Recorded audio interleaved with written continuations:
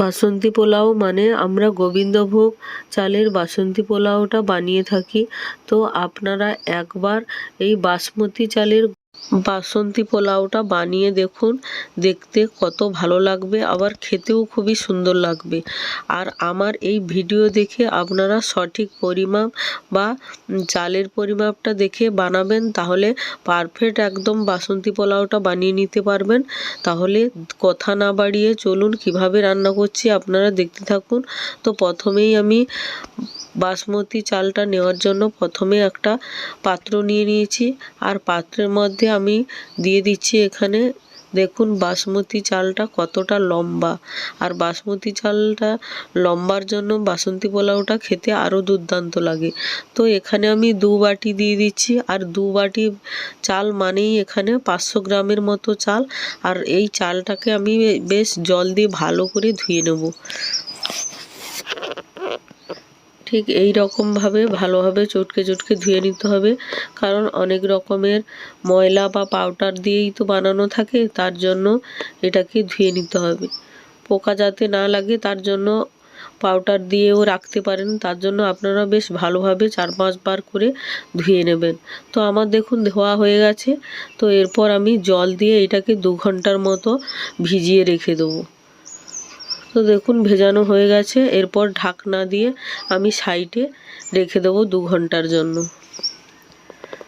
তো দেখুন 2 ঘন্টার পরে আবারও ফিরে এসেছি, ঢাকনাটা খুলে আপনাদেরকে দেখাচ্ছি। দেখুন কতটা ফুলে ডাবল হয়ে গেছে।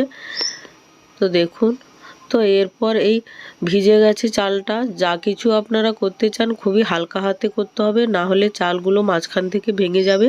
আর ভেঙে গেলে বাসন্তী পোলাওটা খেতে যেমন ভালো লাগবে না, দেখতেও তেমন একটা ভালো লাগবে না।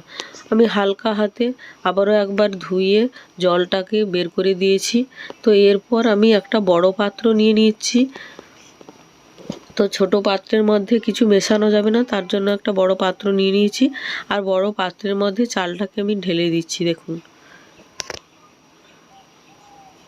তো দেখুন সম্পূর্ণ চালটা ঢালা হয়ে গেছে। এরপর আমি এখানে দিয়ে দিচ্ছি পরিমাণ মতো লবণ আর আদা কুচি, একটু হলুদ, এখানে আমি 1.5 চামচের মতো হলুদ দিয়েছি। তো আর দিয়ে দিচ্ছি ঘি। আর এবার এর থেকে বেশি হলুদ দিলে কালারটা অতিরিক্ত হয়ে যাবে, তাহলে বাসন্তী কালারের মতো আসবে না। আমি সব কিছু দিয়ে এরকম হালকা হাতে মিশিয়ে নিচ্ছি। একদম চেপে চেপে আপনারা মাখতে যাবেন না, তাহলে ভেঙে যাবে, এটা মাথায় রাখবে। দেখুন সমস্ত উপকরণগুলোকে মেশানো হয়ে গেছে। এরপর আমি এটাকে আবারও ঢাকনা দিয়ে সাইডে রেখে দিচ্ছি। তো এদিকে আমি বাসন্তী পোলাওটা কুক করার জন্য আমি এখানে একটা হাঁড়ি বসিয়ে দিয়েছি। আর হাঁড়িটা গরম হয়ে যেতে এখানে দিয়ে দিচ্ছি সাদা তেল 4-5 টেবিল চামচের মতো দিয়ে দিচ্ছি। তো আর দিয়ে দিচ্ছি 2 টেবিল চামচের মতো ঘি। তো দেখুন ঘিটা দেওয়া হয়ে গেছে। আবার দুটোকে আমি একসঙ্গে মিশিয়ে নেব, তার জন্য একটা স্প্যাচুলার দিয়ে মিশিয়ে দিচ্ছি। দেখুন দেখুন দুটো জিনিস একসঙ্গে মিশে গেছে। ঠিক এই অবস্থাতে দিয়ে দিচ্ছি কাজু কিশমিশ।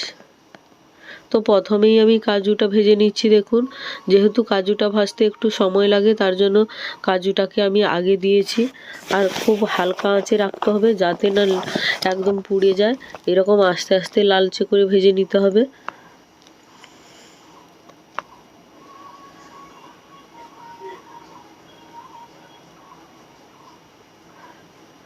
তো দেখুন অনেকটাই লালচে আকারের হয়ে গেছে। ঠিক এই সময়তে আমি দিয়ে দিচ্ছি কিশমিশ।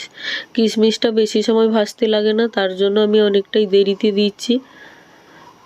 তো কিশমিশটা দেওয়ার পর এরকম সবসময়ের জন্য নাড়তে হবে, না হলে কিশমিশটা তলা থেকে তাড়াতাড়ি লেগে যাবে। তো দেখুন ভাজা হয়ে গেছে। তো এরপর আমি তুলে নেব। তো দেখুন এই রকমভাবে আমি সবগুলোকে তুলে নিচ্ছি। এরপর ওই তেলের মধ্যে আমি দিয়ে দিচ্ছি কয়েকটা তেজপাতা। এরপর দিয়ে দিচ্ছি লবঙ্গ, 5টা-6টার মতো লবঙ্গ দিয়ে দিলাম। তারপর দিয়ে দিচ্ছি গোটা এলাচ 5-6টার মতো। তারপর দিয়ে দিচ্ছি 1 টুকরো দারুচিনি। তো এইরকমভাবে গোটা মশলাগুলোকে দিয়ে তেলের মধ্যে আবারও আমি ভালোভাবে নেড়ে নিচ্ছি। এটাকেও একটু হালকাভাবে ভেজে নিতে হবে। তো দেখুন এটাও ভাজা হয়ে গেছে। এরপর সেই মিক্সড করা চালগুলোকে আমি এর মধ্যে দিয়ে দিলাম। তো এই চালটাকেও হালকাভাবে নেড়ে চেড়ে একটু ভেজে নিতে হবে। তো দেখুন এই রকমভাবে আমি হালকাভাবে ভেজে নিচ্ছি। একদম চেপে চেপে জোরে ভাজা যাবে না, তাহলে চালটা ভেঙে যাবে, এটা মাথায় অবশ্যই রাখতে হবে। তো আস্তে আস্তে এইরকম নেড়ে নিচ্ছি দেখুন। তো এইরকমভাবে আমি 5 মিনিটের মতো ভেজে নেব।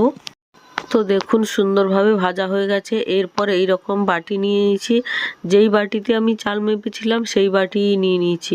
তো এরপর আপনারা জলের মাপটা দেখুন, প্রথমে 1 বাটি দিয়ে দিয়েছি, তো এরপর আবারও 1 বাটি দিয়ে দিচ্ছি। এখানে এই রকমভাবে 4 বাটি জল দিতে হবে। 2 বাটি চাল মানে 4 বাটি জল দিতে হবে। তো আপনারা জলের পরিমাপটা অবশ্যই দেখে দেবেন, তাহলে দেখবেন একদম বাসন্তী পোলাওটা ঝরঝরে হবে।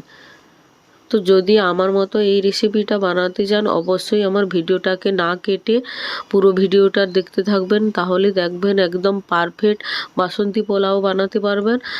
তো এরপর আমি ভালোভাবে নেড়ে নিচ্ছি দেখুন, নাড়া হয়ে গেছে। এরপর আমি কয়েকটা কাঁচা লঙ্কা দিয়ে দিচ্ছি। তো কাঁচা লঙ্কাটা দেওয়ার পর আবারও একটু ভালোভাবে আমি নেড়ে চেড়ে নেব। এরপর আমি দিয়ে দিচ্ছি ভেজে রাখা কাজু কিশমিশ। কাজু কিশমিশটা দেওয়া হয়ে গেছে। এরপর আমি আবারও একটু ভালোভাবে নেড়ে চেড়ে নিচ্ছি দেখুন। তো দেখুন ভালোভাবে নেড়ে চেড়ে আমি একদম মিশিয়ে নিয়েছি। এরপর আমি দিয়ে দিচ্ছি ঢাকনা। তো এই ঢাকনাটা দিয়ে আমি একদম হালকা আঁচে 15 মিনিটের মতো কুক করে নিয়েছি। তো এই 15 মিনিটের পরে আবারও ফিরে এসেছি দেখুন। ঠিক 15 মিনিটের পরে এই রকম অবস্থাতে আছে। আমি নাড়াচাড়া করে নিচ্ছি আবারও ভালোভাবে। আগের থেকে অনেকটাই চাল সেদ্ধ হয়ে গেছে। তো দেখুন এই অবস্থাতে আমি দিয়ে দিচ্ছি চিনি। তো এখানে আমি 50 গ্রামের মতো চিনি দিয়েছি। 500 গ্রামের মতো চাল নিয়েছি, তার জন্য আমি 50 গ্রামের মতো চিনি দিয়ে দিয়েছি। আপনারা যদি একটু বেশি মিষ্টি খেতে চান তাহলে বেশি করে দিতে পারেন, আর না হলে একটু কম করেও দিতে পারেন। যেরকম চাইবেন ঠিক সেই রকমভাবে দেবেন আপনারা। তো নেড়ে চেড়ে আবারও আমি সেমভাবে হালকা আঁচ দিয়ে আবারও ঢাকনা দিয়ে দিচ্ছি। আবারও 15 মিনিটের মতো কুক করে নেব। তো দেখুন 15 মিনিটের পরে আবারও ফিরে এসেছি। তো 15 মিনিটের পরে কেমন অবস্থাতে আছে আপনারা অবশ্যই আমার এই ভিডিও দেখে বুঝতে পারছেন। দেখুন খুব সুন্দর কুক হয়ে গেছে। তো এরপর আমার হাঁড়িটা পুরো ভর্তি হয়ে গেছে। এইরকমভাবে হালকা আঁচে নেড়ে নিতে হবে হালকাভাবে। দেখুন কতটা ঝরঝরে হয়ে গেছে, আপনারা অবশ্যই বুঝতে পারছেন। তো এইরকমভাবে আমি আস্তে আস্তে নেড়ে নেব। তো দেখুন বাসন্তী পোলাওর কালারটা কত সুন্দর হয়েছে। আর এখানে আপনারা বাসন্তী পোলাওর কিছু মশলা মেশাতে পারেন, তাহলে আরও টেস্টি লাগবে। কিন্তু যেহেতু আমি বাড়িতে খাবারটা বানাচ্ছি, তার জন্য আমি বেশি আর মশলা মেশাচ্ছি না। এই মশলাতেই আমার রেডি হয়ে গেছে। আর এটা কতটা ঝরঝরে হয়ে গেছে আমি আপনাদেরকে দেখাচ্ছি দেখুন একটা প্লেটের মধ্যে নিয়ে। তো দেখুন একটা হাতা দিয়ে আমি দিয়ে দিচ্ছি আর কতটা ঝরঝরে হয়েছে দেখুন। তো আমি সামনে নিয়ে আপনাদেরকে দেখাচ্ছি দেখুন কতটা ঝরঝরে হয়েছে দেখুন। আপনারা এই রকমভাবে বানিয়ে নেবেন বাড়িতে। চিকেন কষা যে কোনো তরকারির সঙ্গে আপনারা এই রকমভাবে বানিয়ে খেতে পারবেন। তো আমার এই রেসিপিটা যদি ভালো লেগে থাকে লাইক কমেন্ট শেয়ার করবেন এবং সাবস্ক্রাইব করে আমার পাশে থাকবেন। ভালো থাকবেন, সুস্থ থাকবেন। দেখা হচ্ছে আবারও কোনো এক নতুন রেসিপি নিয়ে। নমস্কার।